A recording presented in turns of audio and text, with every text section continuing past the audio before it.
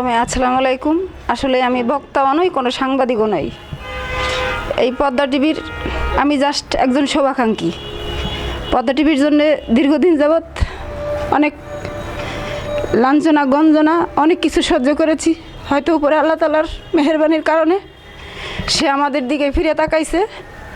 তাই আপনারা সবাই পদ্মা টিভির জন্য দোয়া করবেন, পদ্মা টিভির শুভ কামনা করবেন, আর আমাদের জন্য দোয়া করবেন যাতে আমরা সবাই মিলে এটাকে ধরে রাখতে পারি আর আপনাদের সবাইকে ভালো কিছু দিতে পারি, সবার মন জয় করতে পারি।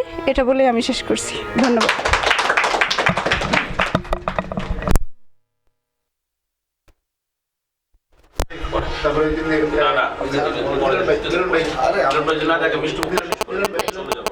দীর্ঘ প্রতীক্ষার পর আজ 4:20 থেকে আমাদের পদ্মা টেলিভিশনের যাত্রা শুরু।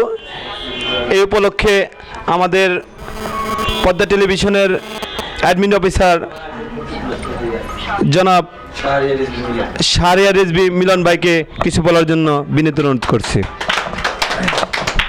বিসমিল্লাহির রহমানির রহিম। যদি আমি বেশি কিছু বলতে চাই না, তারপর দুইটা কথা বলতে চাই। সর্বপ্রথম আমি পদ্মা টেলিভিশনের পরিবারের পক্ষ থেকে সবাইকে আমার ব্যক্তিগতভাবে আন্তরিক শুভেচ্ছা এবং অভিনন্দন। আজকে যদিও আমাদের টেলিভিশনটা 4:20 অন এয়ার হয়েছে, আমাদের এখানে দেখার কথা ছিল, সেটা আমরা দেখতে পারি নাই। এই বিষয়টা আপনারা অবশ্যই জানেন।